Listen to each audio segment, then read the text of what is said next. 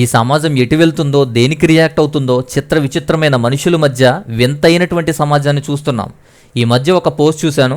అమెరికాలో 9 నెలల తర్వాత అంతరిక్షంలో ఇరుక్కున్నటువంటి సునీత విలియమ్స్ అండ్ టీంని అంతరిక్షం నుంచి సురక్షితంగా భూమి మీదకి తీసుకొచ్చారు అమెరికా వాళ్ళు. మన ఇండియాలో మాత్రం చావా అనే సినిమా చూసి 100 సంవత్సరాల క్రితం ఎప్పుడో చనిపోయిన ఔరంగజేబు సమాధిని ధ్వంసం చేయాలని జరిగిన అల్లర్లు, గొడవల్లో 100 మందికి గాయాలయ్యాయి.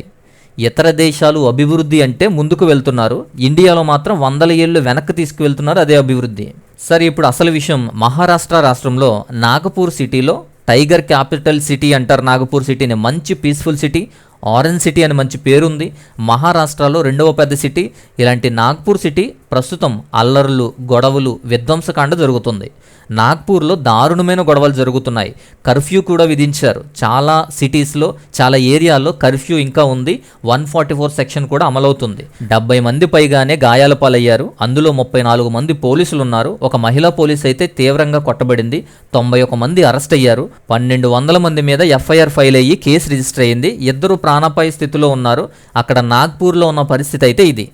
విశ్వ హిందూ పరిషత్ వాళ్ళు, బజరంగ్ దళ్ వాళ్ళు వీళ్ళిద్దరు కలిసి ఔరంగజేబ్ సమాధి కూల్చివేయాలి అని డిమాండ్ చేస్తూ ప్రొటెస్ట్ చేశారు. దిష్టి బొమ్మను కాల్చారు. అలా స్టార్ట్ అయిన వివాదం మతం పేరిట ఉధృతం ఎక్కువైపోయింది. వీధుల్లో నుంచి అసెంబ్లీ దాకా వెళ్ళింది. రాష్ట్రంలో ఇదే ప్రధాన సమస్యగా మారిపోయింది. ఇంత విధ్వంసానికి కారణం ఏంటి అంటే 2 ప్రధానమైన కారణాలు, 2 తప్పుడు వార్తలు. అందులో మొదటిది ఒక సినిమా, చావా అనే ఒక సినిమా దీని అంతటికి కారణం. ఆ సినిమా దారి తప్పడం వల్ల, వక్రీకరించడం వల్ల, సమాజంలో అది విధ్వంసం రేపడం వల్ల మాట్లాడుతున్నారు. కానీ లేదంటే సినిమా గురించి మాట్లాడాల్సిన అవసరం కూడా లేదు ఎవరికి. కాశ్మీరీ ఫైల్స్, కేరళ ఫైల్స్, రజాకార్ ఇలాంటి సినిమాలు చరిత్రలో చిన్న స్టోరీని బేస్ చేసుకుని చరిత్ర అంతా ఇదే జరిగిందని విధ్వంసాలు, హింసాకాండ రేపి వారికి ఒక తప్పుడు కథను చూపించారు. కల్పిత కథలు, విద్వేషాలు నూరిపోసే సినిమాలు అవి. ఇప్పుడు చావా అనే సినిమా కూడా అలాంటిదే. సినిమా బాగుండొచ్చు, యాక్టింగ్ కానీ, స్క్రీన్ ప్లే కానీ, ఇంకేదైనా కానీ అది అద్భుతమైన అయ్యి ఉండొచ్చు. బట్ అది సినిమా వరకు ఉంటే మిగతా వాళ్ళ మాదిరి కలెక్షన్లు ఎంత, సినిమా ఎలా ఉంది, ఆ హీరో హీరోయిన్ల గురించి మాట్లాడేవారు. బట్ ఈ సినిమాయే అసలైన చరిత్ర అని దాన్ని బేస్ చేసుకుని విధ్వంసకాండ, దాన్ని బేస్ చేసుకుని సెంటిమెంట్లు, ఉద్రేకాలు, ఆవేశాలు ఎన్నో చూస్తున్నాం. అలా అయితే RRR సినిమా కూడా చరిత్రే. తెలంగాణ వీరుడైన కొమరం భీం, మన్యం వీరుడు అల్లూరి సీతారామరాజు వీరిద్దరి నేపథ్యంలో సృష్టించిన ఒక కల్పిత కథ. అలానే ఈ RRR కూడా చరిత్ర అని ఎవరైనా చెబుతారా? చెప్పరు. అలానే చావా కూడా అలాంటిదే. ఒక సిచ్యువేషన్ని, ఒక నవల్ని బేస్ చేసుకుని రూపొందించినటువంటి ఒక కల్పిత కథ. అసలు ఇది చరిత్ర అని డైరెక్టర్ కానీ, ప్రొడ్యూసర్ కానీ, యాక్టర్లు కానీ ఎప్పుడైనా ఎక్కడైనా చెప్పారా? మరి ఎందుకింత ఓవర్ యాక్షన్ చేస్తున్నారు? చరిత్రని, దేశాన్ని బేస్ చేసుకుని ఎన్నో సినిమాలు తీస్తుంటే ఎవడో చూడు, ఎవడో పట్టించుకోడు. ఇది మతం అనే రంగు కలపడం వల్ల సెంటిమెంట్ వర్కౌట్ అయింది. ఆ సెంటిమెంట్ అయిపోయింది, ఇదే చరిత్ర అయిపోయింది. ఎవరన్నా అపోజ్ చేస్తే, ఎవరైనా దీని గురించి తప్పుగా మాట్లాడితే మాత్రం మతద్రోహులు, హిందూ ద్వేషులు, దేశద్రోహులు అయిపోతున్నారు. నిజమైన చరిత్ర చదవకుండా, నిజమైన చరిత్రను చూడకుండా సినిమాని చరిత్ర అనుకోవడం ఏంటో ఈ మట్టి బుర్రలకే. ఇక్కడ మతం గురించో, హిందువుల గురించో, లేదా సినిమాల గురించో కాదు. ఒక సినిమాని ఇలా తప్పుగా వక్రీకరించడం, దాన్ని తప్పుగా స్ప్రెడ్ చేయడం, ఇలాంటి విధ్వంసాలకు పాల్పడేలా చేస్తే పర్యవసానాలు ఇలానే ఉంటాయి. నాగ్పూర్ దానికి ప్రత్యక్ష సాక్ష్యంగా ఉంది. నేను కాదు చెప్పేది, నేను కాదు మాట్లాడేది. ఆ మహారాష్ట్ర ముఖ్యమంత్రే, ఆ రాష్ట్ర సీఎంఏ దేవేంద్ర ఫడ్నవీస్ ఏకంగా అసెంబ్లీలోనే అందరి ముందు చెప్పాడు, చావా అనే సినిమా చరిత్రను వక్రీకరించి విద్వేషాలు సృష్టించడం వల్లే, ఒక రకంగా చావా అనే సినిమా వల్లే ఇలాంటి విద్వేషాలు జరుగుతున్నాయి, ఆ సినిమా వల్లే ఇదంతా జరుగుతుంది అని ఆ రాష్ట్ర సీఎంఏ అన్నారు, ముఖ్యమంత్రే అన్నారు ఇదంతా చావా సినిమా వల్లే జరిగిందని. మరి చావా సినిమా మీద పడి ఏడుస్తున్నారేంటి అని ఈ బత్తాయి బ్యాచ్ అంటున్నారు కదా. మరి ఇప్పుడు ఏమంటారు? ఆ సీఎంఏ అన్నాడు. ఆ సీఎం మళ్ళీ కాంగ్రెస్సో, ఎండిఎంఓ, ఇతర పార్టీలో కాదు, బీజేపీ పార్టీ సీఎం ఆయన.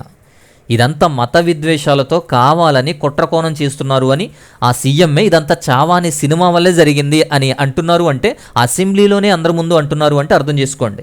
మీకు ఇంకొక విషయం, ఆ సినిమాలో ఛత్రపతి సంభాజీ మహారాజ్ గురించి తీశారు. మరాఠాలో వారి వారసులైన గానోజీ, కనుహోజీ వారసులు కేసు వేసి 100 కోట్లు దావా వేశారు. చరిత్రని వక్రీకరించి తప్పుగా వేశారు అని, అదంతా అబద్ధమని వారసులే అంటున్నారు. 100 కోట్లు దావా వేస్తున్నారు అన్నారు. దానికి ఈ టీం అంతా వచ్చి అది కేవలం ఎంటర్టైన్మెంట్ కోసం కల్పిత కథలు అని చెప్పి అందరి ముందు క్షమాపణ చెప్పి వారి కాళ్ళు కూడా పట్టుకునే స్థితికి వచ్చారు. అసలు ఆ సినిమా తీసిన డైరెక్టర్ లక్ష్మణ్ రామచంద్ర ఉటేకర్ ఎక్కడైనా ఇది చరిత్రలో భాగమని చరిత్రని ఎక్కడా చెప్పలేదు. పైగా సినిమా ఇలా దారి తప్పటం, వారసులు ఇలా కేసు వేయడం వల్ల అందరికీ క్షమాపణలు కూడా చెప్పాడు. ఇది మాత్రం ఎవరూ స్ప్రెడ్ చేయలేదు. డైరెక్టరే సినిమా కోసం క్షమాపణలు బహిరంగంగా చెబితే అది ఎవరూ స్ప్రెడ్ చేయరు, కానీ ఈ సెంటిమెంట్ని మాత్రం స్ప్రెడ్ చేస్తున్నారు. అసలు ఆ సినిమా యొక్క డిస్క్లైమర్ ఎప్పుడైనా చూసారా? సినిమా స్టార్ట్ అయ్యే ముందు డిస్క్లైమర్ వేస్తారు, ఇది ఒక నవలని బేస్ చేసుకుని తీసినటువంటి ఒక కల్పిత కథ. Any individuals, community, historical figures or culture groups, వీటికి సంబంధించినది కాదు. We respect all communities and traditions అని చెప్పి అన్ని వర్గాలని, అన్ని కమ్యూనిటీస్ని, ట్రెడిషన్స్ని మేము ఖచ్చితంగా రెస్పెక్ట్ చేస్తున్నామని ముందు డిస్క్లైమర్లో వేశారు. పైన కూడా ఒక లైన్ చూడండి, ఈ సారాంశం అంతా కూడా డ్రామటైజ్డ్ అండ్ ఫిక్షనలైజ్డ్ చేయబడింది అని క్లియర్గా చెప్తున్నాడు. అదంతా కల్పించబడినటువంటి సారాంశము, అంటే ఒక నవలని బేస్ చేసుకుని ఒక సారాంశాన్ని చెప్పడంతో పాటు ఆ సారాంశంతో పాటు అదనంగా చాలా చేర్చి కల్పించి ఫిక్షనలైజ్డ్ చేశారు, డ్రామటైజ్ చేశారు. సో ఆల్రెడీ డిస్క్లైమర్లో క్లియర్గా చెబుతుంటే దాన్ని బేస్ చేసుకుని సెంటిమెంట్లు అంటూ, ఇది చరిత్ర అంటూ ఇలా వ్యాపించటం, హిందూ వర్గానికి సంబంధించిన సినిమాగా దాన్ని మార్చేయడం ఇలా విచిత్రంగా లేదా? అంతేకాదు చరిత్రకారులు సహితం దీన్ని విమర్శిస్తున్నారు. ఇది చరిత్ర కాదు, ఇది చరిత్రను వక్రీకరించే సినిమా, అది చరిత్ర కాదని వక్రీకరణ అని చాలా స్టేట్మెంట్స్ ఇచ్చారు. ఇలాంటి విషయాలన్నీ ప్రక్కన పెట్టి హిందూ అనే ఒకే ఒక సెంటిమెంట్తో సినిమాను ప్రమోట్ చేసి కల్పిత పాత్రలని చరిత్ర అని, ఆ సినిమా చూస్తుండగా థియేటర్లో ఒక వ్యక్తి నవ్వాడని చెప్పి వారిని పట్టుకుని చితక్కొట్టేయడం, పిల్లలకి చరిత్ర ఏదో నిజమేదో సినిమా ఏదో తెలియకుండా సినిమా చూపించి సెంటిమెంటల్గా ఆడుకోవడం. కొందరు స్కూల్ పిల్లలు ముందుగానే ప్రిపేర్ చేసి ప్రత్యేకంగా వారి గురించి సినిమా వేసి మాస్టర్లు చెప్పినటువంటి స్లోగన్స్ చెప్పించి వీడియోలు వైరల్ చేయడం, ముస్లింల మీద కక్ష పెంచుకోవడం, ఇలానే చాలా జరుగుతున్నాయి కదా. ఇంతకాలము కూడా అవే జరిగాయి. ఇంకా విచిత్రం ఏంటంటే సినిమాలో చూపించారు అని చెప్పి మధ్యప్రదేశ్లో బృహల్పూర్ అనేటువంటి ప్రాంతంలో ఉన్న ఒక కోటలో నిధులు భద్రపరిచినట్టు సినిమాలు చూపిస్తే వీళ్ళంతా అక్కడికి వెళ్ళి రాత్రుళ్ళు దొంగతనంగా బంగారము నిధుల కోసం వేటాడుతున్నారు జనం. ఏం చిత్రం రా బాబు, ఏం విచిత్రం రా బాబు. సినిమా రాది, సినిమా హాల్లో ఈ సినిమా కోసం పిల్లలు, ఆ పిల్లల సెంటిమెంట్లు, ప్రతి గ్రామంలో కూడా అక్కడ అందరు హిందువులను పిలిచి ఉచితంగా వీధిలో సినిమా వేయడం. ఇలా నాగపూర్ ప్రాంతంలో ఔరంగజేబు సమాధి ఉందని దాన్ని కూడా కూల్చాలని బజరంగ్ దళ్, విశ్వ హిందూ పరిషత్తు వాళ్ళు గొడవ చేయడంతో అక్కడి నుంచి సమాధి కూల్చేస్తామని ఉధృతంగా వెళ్ళటం, వారు గొడవ చేయడం, వాళ్ళు ఒక సెంటర్లో ఔరంగజేబు యొక్క బొమ్మను కాల్చివేయడం, దానికి ఒక గ్రీన్ క్లాత్ను చుట్టడం వల్ల ఇది ఘర్షణ అనేది స్టార్ట్ అయిపోయింది. ఇప్పుడు నేను మాట్లాడేది సినిమాను తప్పుగా తీయడం, దాన్ని తప్పుగా వ్యాపింప చేయడం గురించి మాత్రమే చెబుతున్నా. ఛత్రపతి శివాజీ మహారాజ్ గొప్ప చక్రవర్తి, గొప్ప నాయకుడు, దేశమంతా చెప్పుకునేటువంటి గొప్ప వ్యక్తి, శూద్రుడి నుంచి రాజుగా ఎదిగిన వ్యక్తి, మరాఠా సామ్రాజ్యాన్ని స్టార్ట్ చేసిన వ్యక్తి. దేశంలో రాజులు ముస్లింలు ఇతర వర్గాల వారే పాలించిన మరాఠాలకు శూద్రుడి నుంచి చక్రవర్తి అయినటువంటి శివాజీ చరిత్ర అమోఘం. మరాఠాలకు ప్రత్యేకంగా దేవుళ్ళ చూస్తారు వాళ్ళు. ఎప్పుడైనా సరే రాజ్యాలే కొట్టుకున్నాయి, రాజ్యాధికారం కోసం మాత్రమే యుద్ధాలు జరిగాయి. మతం గురించి కాదు, మత మార్పుళ్ళ గురించి అసలు కాదు. దాన్ని మతం కోసమని చెప్పి వక్రీకరించి సినిమా తీయడమే దరిద్రం. దాన్ని వీళ్ళు వేరేగా స్ప్రెడ్ చేయడం ఇంకా దరిద్రం. శివాజీ ముస్లిం వ్యతిరేక అయితే కాదు, కొంతకాలం ఔరంగజేబుతో శివాజీ స్నేహంగానే ఉన్నాడు. శివాజీ మత సామరస్యంతో ఉన్నటువంటి వ్యక్తి, మత సామరస్యాన్ని ప్రమోట్ చేసిన వ్యక్తే తప్ప మతం గురించి లేదా మతం గురించి యుద్ధాలు చేసి మతం మార్పు గురించి ఏది చేసే వ్యక్తి కాదు.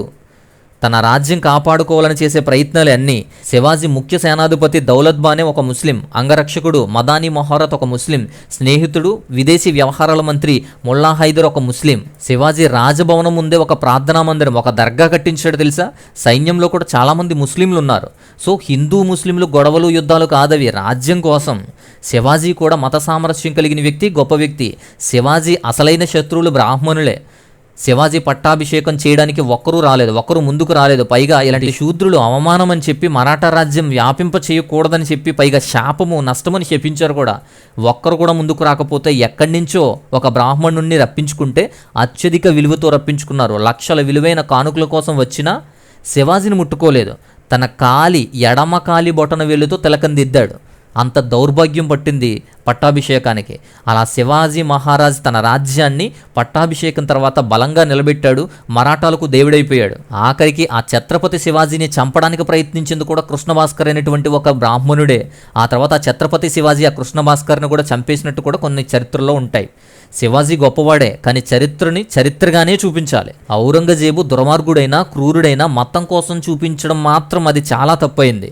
900 సంవత్సరాలు ముస్లింలు పాలించారు. అంతలా మత మార్పిడి చేసుంటే నేడు అంతా కూడా ముస్లింలే ఉంటారు, మనలంటూ ఎవరు ఉండరు. శివాజీ మహారాజ్ మరణించే సమయంలో సంభాజీ మహారాజ్ జైల్లో ఉన్నాడు.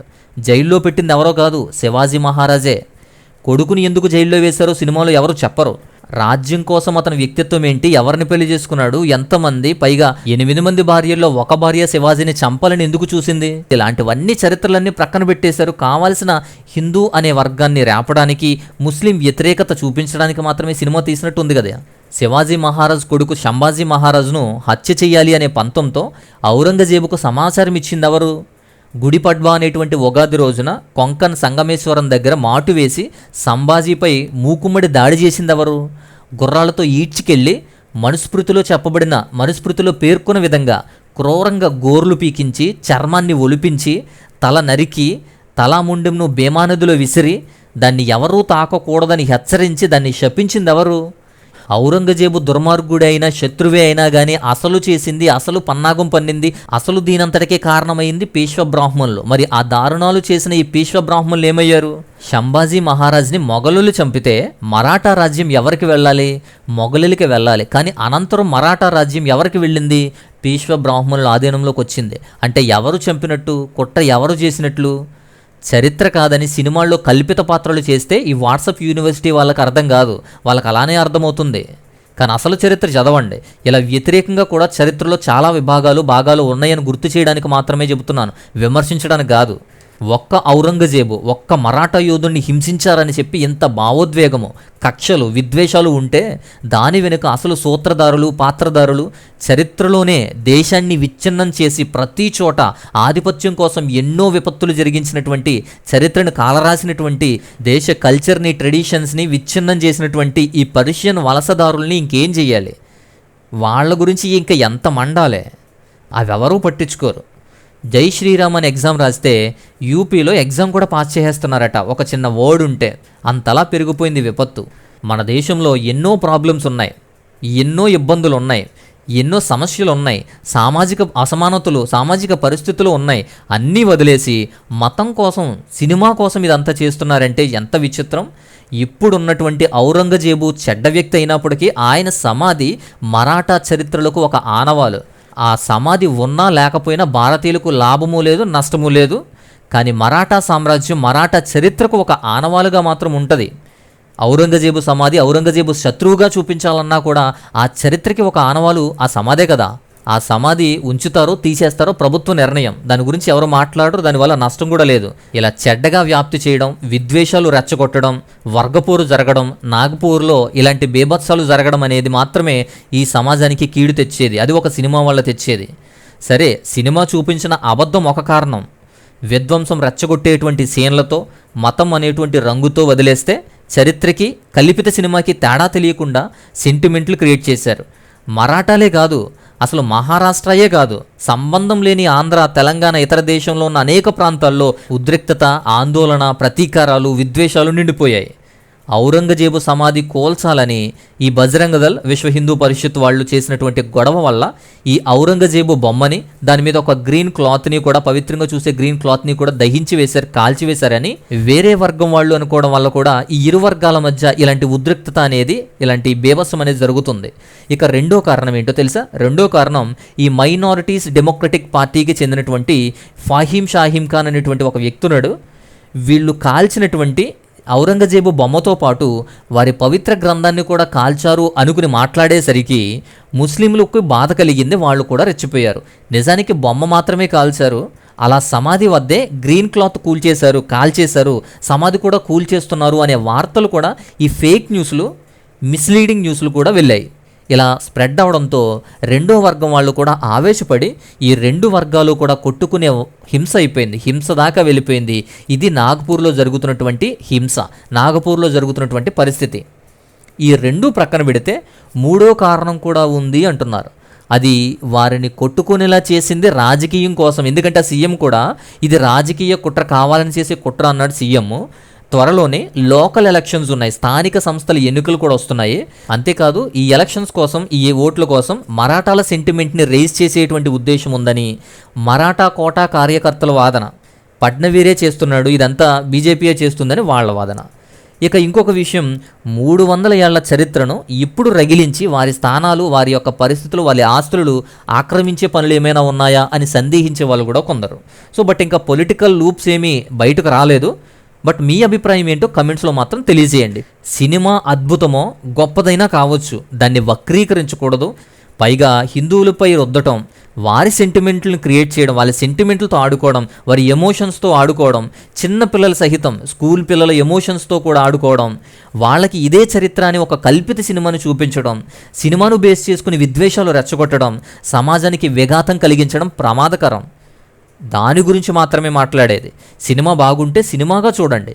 సినిమాలో అంతా నిజం ఉండదు. ఏ సినిమా అయినా అంత తెలియచేయలేరు, అంతలా తీయలేరు. ఒక సినిమా వల్ల, ఒక ఫేక్ న్యూస్ వల్ల ఇలాంటి విధ్వంసాలు, ఇలాంటి సామాజిక విద్వేషాలు పెరుగుతున్నాయని మాత్రం గుర్తుంచుకోండి. దానికి సాక్ష్యమే ఈ నాగ్పూర్ విధ్వంసకాండ. ఈ వీడియో వర్త్ అనిపిస్తే, మీకు నచ్చితే లైక్ చేయండి. మిగతా వారందరికీ కూడా ఈ వీడియోని షేర్ చేయండి. సమాజానికి ఇవి ఎంత ప్రమాదకరమో వారికి తెలిసేలా చేయండి. సో ఇది ఈ వీడియోలోని అంశం.